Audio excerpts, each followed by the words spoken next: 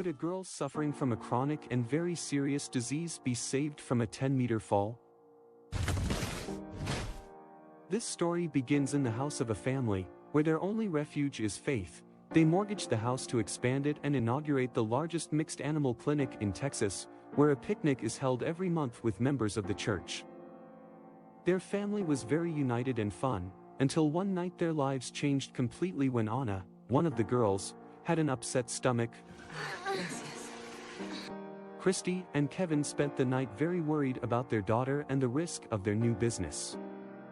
Kristy, like any mother, realized that something was wrong, so after visiting 3 different doctors, she decides to travel to another city to be seen by a specialist, who diagnoses that Anna suffers from reflux due to intolerance to lactose, and as part of the treatment you must follow a strict diet. Nada de pizza?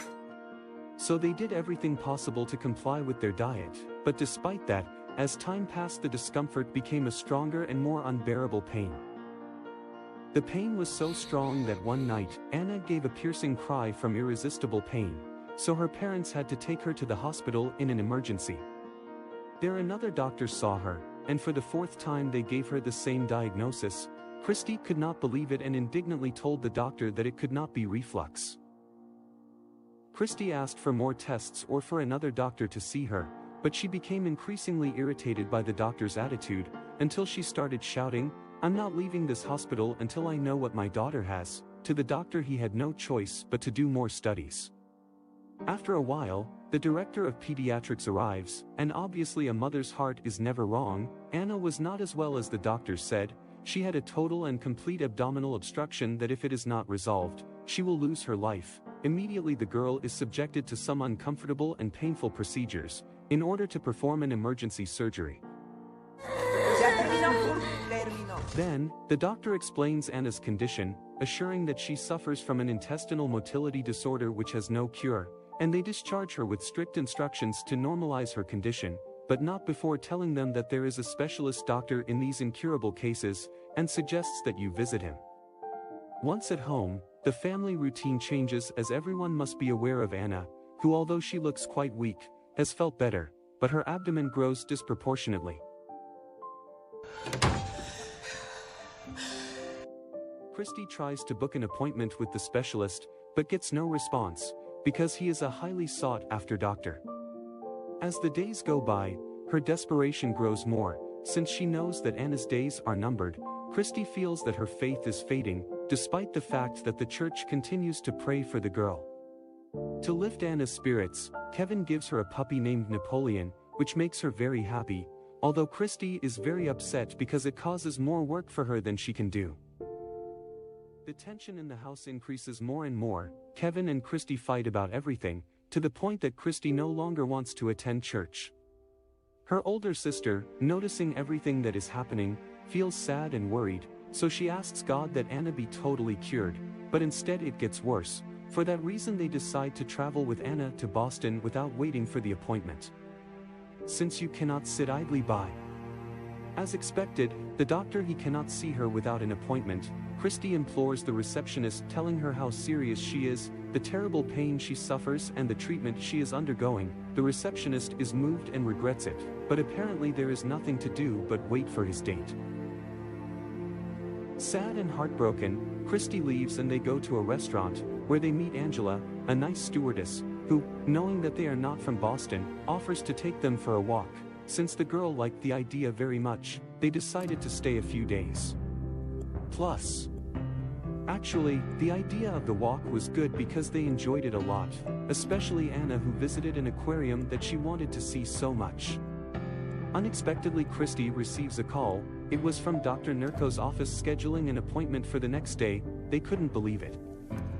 Kristy's hope and faith were reborn again, and the next morning, as expected, Anna was there, ready to undergo other more in-depth tests for a possible more hopeful diagnosis. Hey, ¿hay alguien ahí? Dr. Nurko is a very special doctor with a unique charisma who knows how to treat his little patients. With his pranks and jokes he makes children forget why they are there.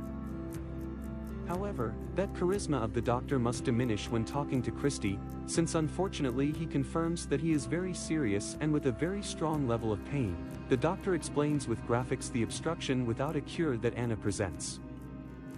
It also tells you how much the obstruction and the pain can be controlled with some very powerful drugs, but it cannot cure it. When starting the treatment, you should bring her to the doctor every 6 months for a new checkup and validate that there are no side effects. With this situation, Kristy has lost faith and cannot pray. Her husband understands her. The family is not at its best financially, but Kevin does whatever is necessary for them to be able to travel and take Anna to her appointments.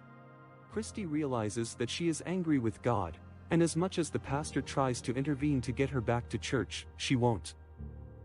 Months later, in one of the consultations with Dr. Nurko, Anna is proceeded to carry out more studies to monitor her, since she has presented a relapse with green vomiting, and when she overcomes the crisis she will be able to go home again.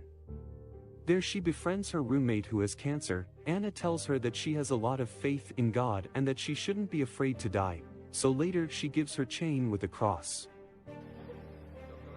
That night the painkillers had no effect on Anna and she writhed in pain. The poor girl is already tired and just wants to go home. She can't take it anymore and crying she tells her mother that she wants to die to go to heaven where there is no pain. Kristy with his soul in pieces hugs her to comfort her. The next day, due to Anna's seriousness, Kevin and the girls decide to travel to Boston, but at the airport they have problems with the payment. However, the cashier, listening to Anna's little sister, becomes an accomplice and helps them board the plane, even if you later have to pay overdrafts to the bank. Anna is still depressed without wanting anything, until her father arrives with her sisters and everyone is very happy, turning the room into a room for pillow games. When the doctor says goodbye, he recommends that they try to take Anna to a child psychologist, and try to spend as much time as they can with her, since family is the best medicine at that time. Already at home, as the doctor recommended, Kristy contacts the psychologist, while Anna goes out to play with her sister, and they dare to climb an ancient tree, as they did so many times before. But suddenly a branch cracks. With great fear Anna tries to go down but falls 10 meters into a hole in the tree. His parents are desperate and without being able to do anything, they call the firemen, who arrive immediately with the news correspondent. 3 hours later they have not managed to get her out. Apparently she is lifeless, since she fell on her head and does not respond to her name. Kristy can no longer bear the terrible anguish and kneels at the foot of the tree, to pray and implore God to save her while the firefighters work to get her out. Hours later they succeed. She is certainly unconscious but still alive, so immediately she is transferred to the hospital.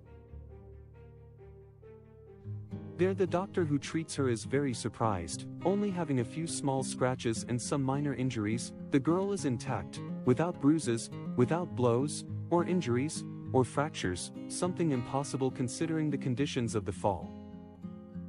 At home, as the days go by, Kristy realizes that without taking medicine, Anna no longer has pain, that she plays normally and her abdomen has returned to normal.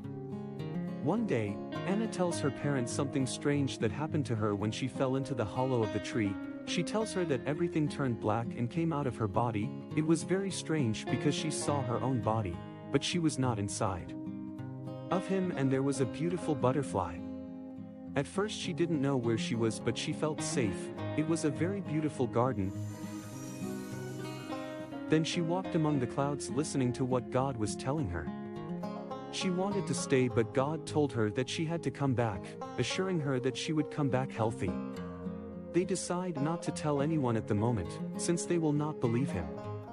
Very doubtful, Kristy takes her back to Boston, to ensure everything her daughter says, and the doctor is very surprised since everything is working perfectly. He seeks a scientific explanation because since he cannot understand how something that has no cure has been able to reverse.